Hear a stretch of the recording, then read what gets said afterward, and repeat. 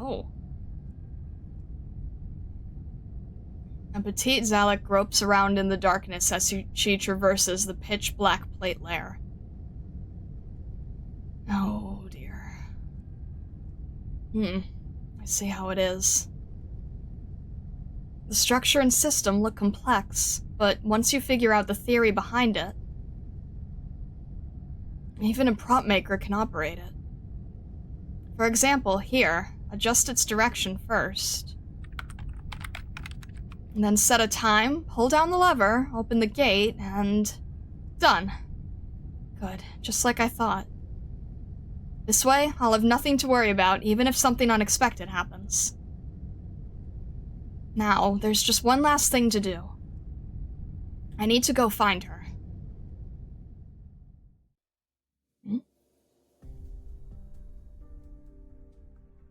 I'm sure you have reservations, Lucian. The plate's in a crisis, and everybody's in danger. I wouldn't trust a cold-hearted producer who is demanding to go shoot to go on, either. We do not need to trust each other. You're not wrong. In my 20 years in Rankwood, I've never trusted a single person I've worked with. I trust only in my own judgment. I invited Melanie right where she most needed an opportunity. I saw right away at that auction that you were an acting genius, and I was sure Abner would join the crew even though he hates my guts. I even still believe that Laura's death 5 years ago was the only way to save that movie. You had nothing to do with the accident, but you still made use of her death. She was a talented rookie, eager, hardworking, and full of passion for cinema. It's just that sometimes that enthusiasm got to her head and made her break a few rules. Steven was still green back then, and the shoot wasn't going as planned. Halfway through the project, I knew that film would burn through all my assets and leave my reputation in tatters. I needed an external factor to help me solve that crisis. Laura's death. Using the media to hype up the accident would be too predictable. Those busybodies would just sigh and forget all about it the moment they moved on. So I used a lot of money to squash the police investigation and media's attention, along with a healthy amount of hush money to Laura's family. I got the editor to keep the footage of the fall that Abner captured on camera, and turned it into the climax of the film.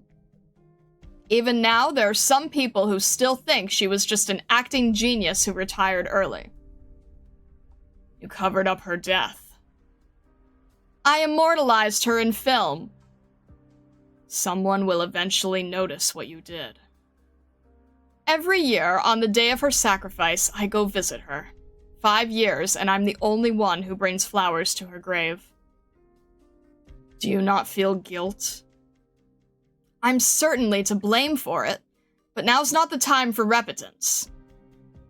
Right now, there's only one thing on my mind: finishing this film.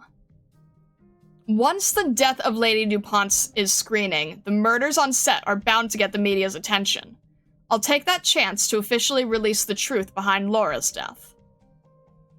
When that time comes, there will be a lot more people grieving for her, and that's when I'll bear the blame. I hope you realize that I didn't confess all that to you on a whim. You want to use the truth to make a deal. When I first met you, I thought it was fate throwing me a bone, dropping a big present on my lap before shooting started. But it was your behavior after you joined the crew that proved to me you are no ordinary man. Dalton died right in front of you, but you kept your cool. You even looked forward to future filming. After you discovered my plans to film a catastrophe, you took the perfect opportunity to leak those plans to the camera assistant most likely to spill them. And now with the crew officially dismissed, almost everyone is feeling desperate. Except you. You were waiting in your room for me to visit, as if you're no stranger to sudden death and tragedy. Who are you exactly, and why did you agree to join my film crew? I was enticed by your script. No more and no less. Sure. The way things are now, interrogating you about your history isn't going to help my shoot. But I was hoping you would repay my honesty and kind. I still believe in my vision, Lucian. No matter what I find out about you, no matter how suspicious, I will never withdraw my invitation for you to be my male lead.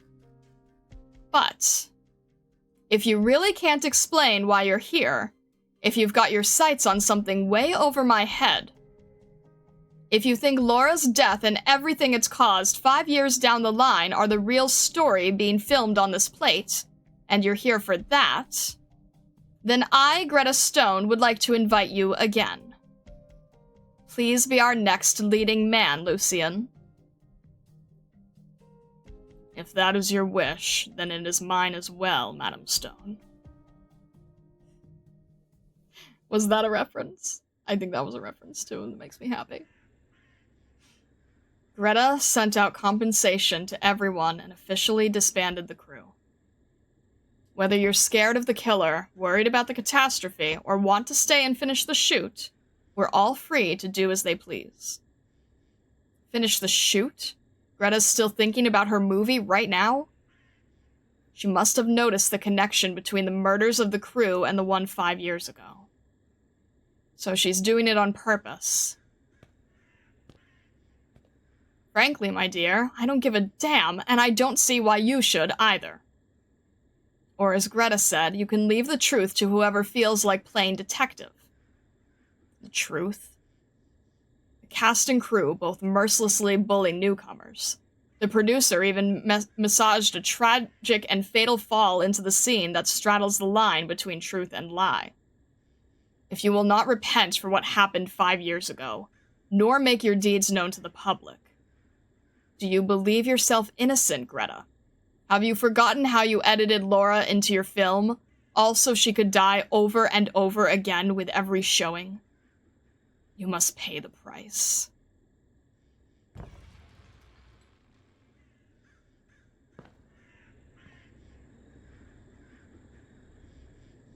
The bulge on the bed is faintly outlined by the dim nightlight. The person beneath the blanket is fast asleep, ignorant of the judgment about to fall upon her. Fast asleep, that desecrator of the dead, forgetter of sins, ignorer of warnings. How could Greta sleep so soundly?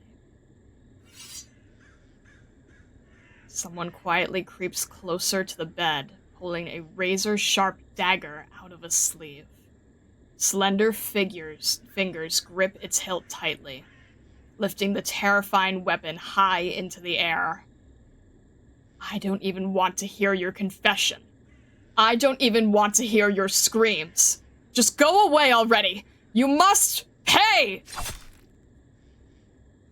This feeling, it's not right. The blanket is lifted up. There is nobody under it, aside from a black shadow. A shadow? How could a shadow exist on its own? The intruder steps back a bit, as the shadow slowly condenses into a familiar shape.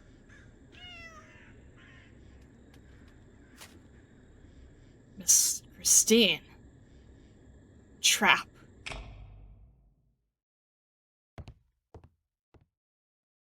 So we finally meet. I welcome you, my elusive guest. Is it really you?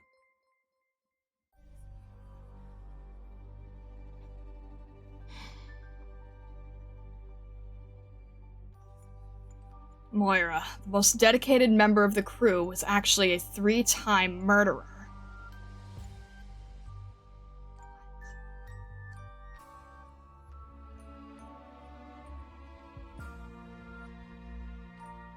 What?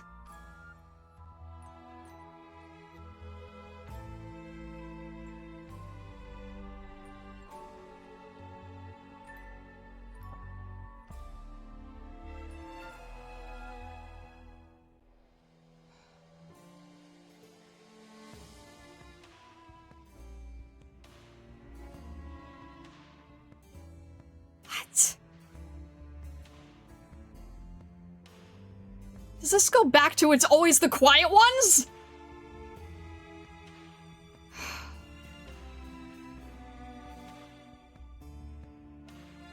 Oh, I'm dying to know who her sister is now. I am dying to know who her sister is now.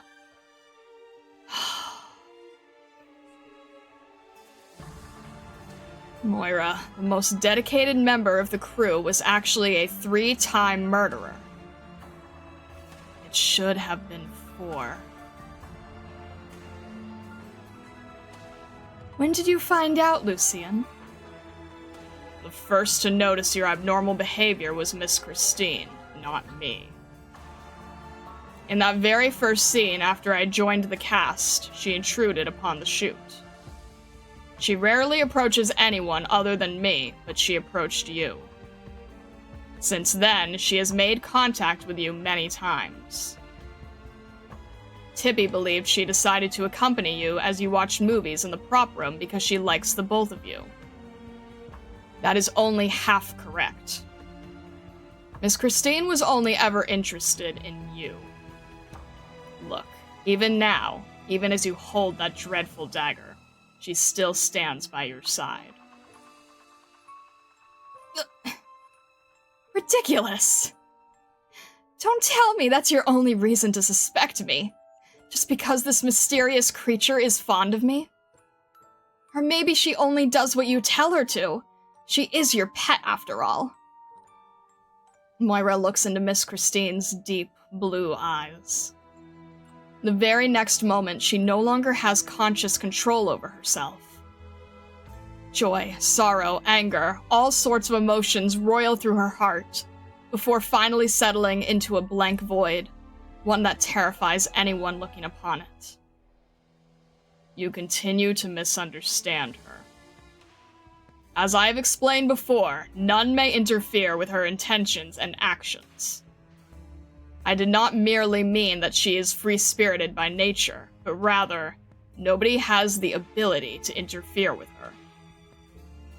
It is she who possesses the ability to influence others. The mysterious black creature nonchalantly licks her paws.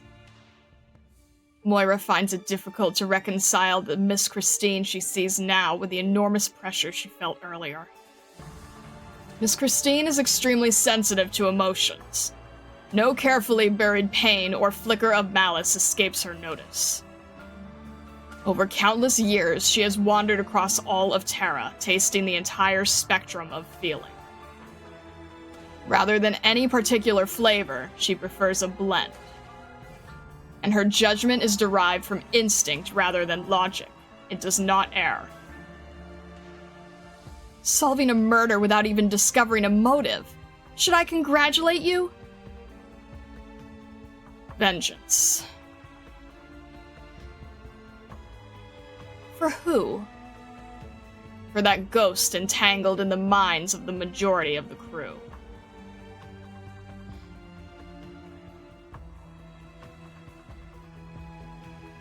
That's her sister. That's gotta be her sister. It's gotta be. Madam Stone, the one who stands before you now is a relative of that rookie actress Laura, who fell to her death 5 years ago. One who loved her dearly, her little sister.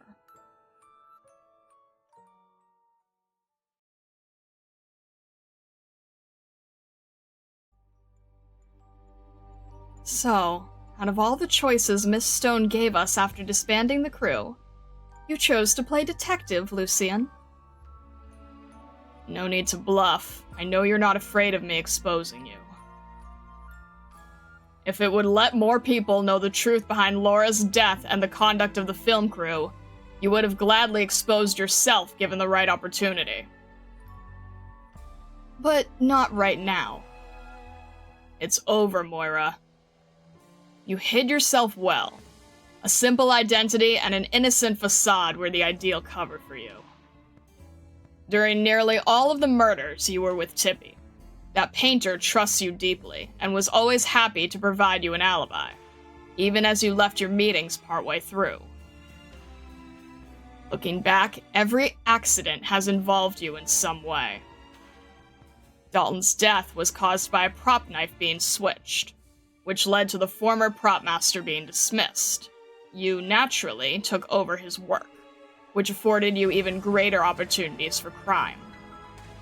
As for the second accident, when Shelley walked into cold storage, no, she had intended to kill her before that, but failed. Do you remember how Shelley had a hallucination and interrupted the shoot, Madam Stone? While she was rooted in place, unable to move, a heavy container fell from above. You saved her. Moira single-handedly held onto the rope, preventing the two of you from being harmed. But it was not out of the kindness of her heart. At the time, everyone was focused on Shelley's antics. Very few people noticed the dangling container, let alone rush to the other end of the rope. Right, only the one who tampered with the rope in the first place could have reacted that quickly. The failed attempt revealed that all that Shelley suffered from hallucinations, which you took advantage of. I knew her deepest nightmares. She mistook me for my sister Laura and babbled all her sinful secrets to me. But even to the very end, she never repented. Instead, she began to blame Laura for crossing the line. She had to die. As for Marion and Michael only ever treated me as an innocent little errand girl. He never figured out that I was after his life, even entrusting me with the important matter of sneaking out of the plate. And Marion, she never felt the slightest guilt for what happened 5 years ago. She had to die. Escape? Nobody can escape. Do you know just how much suffering and malice my sister had to endure? Yet all she ever talked about was how much experience she was getting, and how happy she was to be part of the cast. Whenever I was worried I wouldn't make it as a prop maker, whenever I silently shed tears as the crew ostracized me, she would use herself as an example to comfort me, to encourage me. But it was only after she died that I learned what that experience you gave her really was. How dare you look at me like that, Greta? Are you doubting what I just said? Surely you haven't forgotten how you bribed the police and the media and suppressed the news of Laura's death. You even turned her accident into a mockery of the truth in a movie. How could she possibly rest in peace after that? No, Moira. Madam Stone has not forgotten her deeds. Rather, she is doubting your identity. My identity? A prop maker, an unremarkable Zalek, an avenger of crimes unanswered? Laura had no younger sister. She was never a part of your life. What are you saying? What kind of interrogation is this? 5 years ago, after the accident, I gave Laura's family compensation. I even hired people to scour her entire family history and their circumstances. Also, I could guarantee that none of them would leak the truth, not even her most distant relatives. After Lucien told me the truth he had deduced, I was still in disbelief, so I pulled out the list of Laura's family members and checked it again. I regret to inform you, there was no Moira on that list. You're lying! I can explain everything that has happened to you, but you will need time to accept it. So put down the dagger, Moira.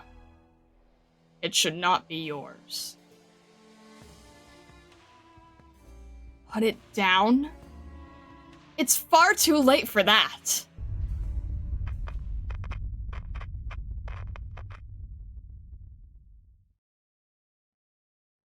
What was that?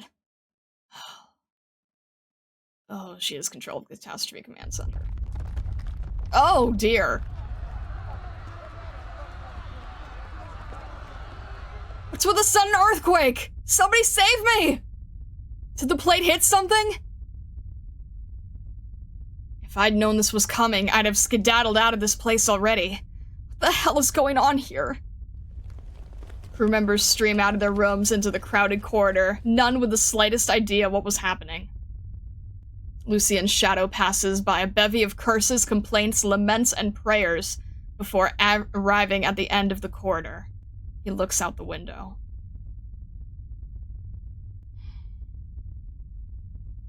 Hey guys, doesn't it feel like the plate is speeding up?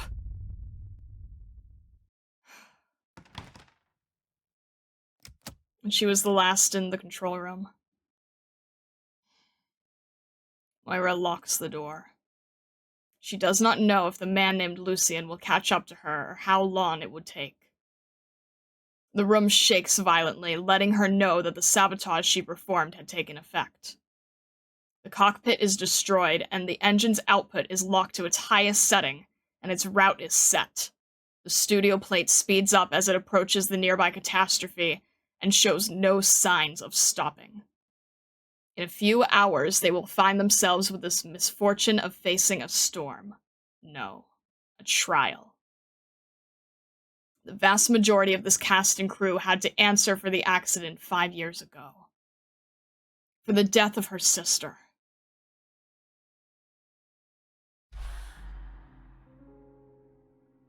Laura had no younger sister. She was never a part of your life.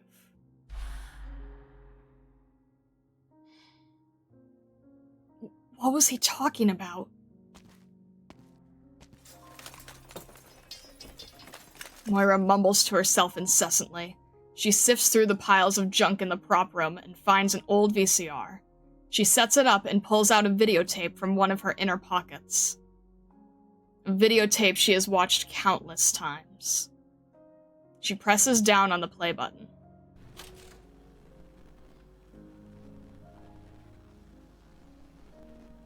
The smile of a young woman appears on the screen. Laura.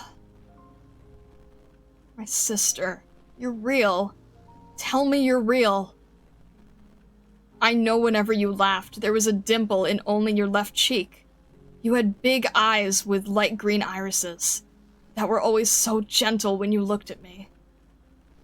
You could peel an entire apple without breaking its skin in 30 seconds. Whenever you were happy, you'd whistle a big, strong whew. You'd use arts to make small ice crystals to use as hair clips.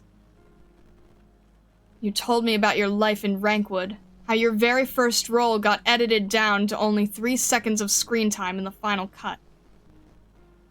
You told me about how much you struggled just to get a few more scenes. While a few assholes who talked about you behind your back, most of the crew still looked after you. You told me about how, even though you came from a small town where you couldn't even buy a VCR, even though you had to learn a lot of things from scratch, even though opportunities that are easy for others to get are far out of reach for us, we still shouldn't be discouraged. You never mentioned how much bullying you had to suffer through, how much pain you endured. You would go on and on about how beautiful the sunrise in Rankwood was, looking towards the future with such firm eyes. You also had times when you were sad, even though you only ever mentioned how homesick you felt at night, when all was quiet and the only ones kept you company were the twin moons low in the sky. You told me how alike we were, how you had my back and would support me forever. Ever since we were little. Moira suddenly stops. She shakes her head like mad, trying to force more details out of her memory. But she can say no more. She finds her memories of Laura have an unusually distinct cutoff point. They had never run through the grass together, hand in hand. They had never fallen asleep in each other's arms as their parents sang to them. As she trawls further back through her memories, every image to do with her sister is simply blank. The videotape ends. The television screen goes dark. Moira sees her own face reflected in it. Tears silently stream down her cheek. You were never a part of Laura's life.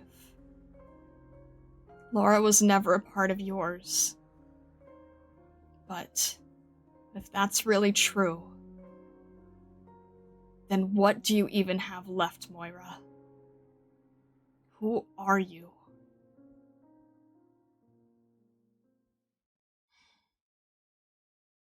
Ugh.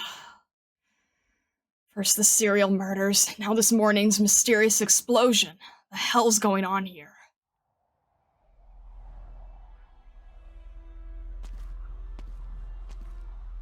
Why is the wind so strong?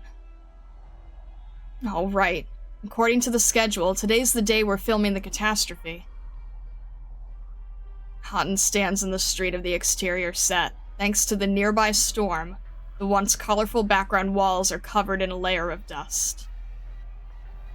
She never expected to experience so many twists and turns after joining the film crew. She's only ever thought about making movies. As for actually being in one, she can't stand the idea of it. That's the catastrophe Miss Stone wanted to film. Earlier, the catastrophe everyone was making such a fuss about had simply been a faint gray dot out in the wastes. Now, it has condensed into a storm that blots out the sky, a storm that refuses to allow onlookers to tear their gazes away from it. Small-scale spirals of wind formed from originium dust circled around the plate, visible to the naked eye. I gotta say, it really is a spectacular sight. If you saw a scene like this in a movie theater. Please, Tara, bless us. I've had such bad luck. Please just let us finish filming safely. No, who cares about the shoot? A safe return to Central Rankwood is good enough for me. Please! The plate responds to Houghton's prayer with an even more unusual than earlier sound and shaking. Whoa! What the Hitchcock was that? Ah!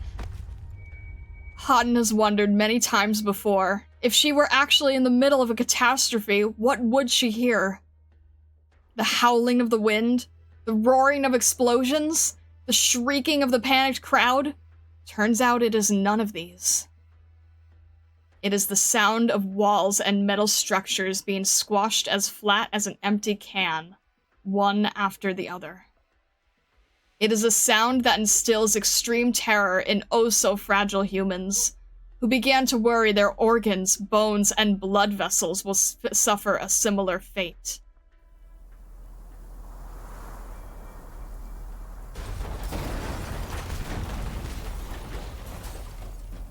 The turbulent sky licks against the edge of the plate, tearing sets that once starred in classic movies to shreds with the wind, before flinging them out into the wasteland. Houghton moves aside the scaffolding that had fallen on her, but finds her legs too weak to muster the strength to move. She looks at the devastation in a daze, barely able to believe her eyes. My God. How did we already get so close to the catastrophe?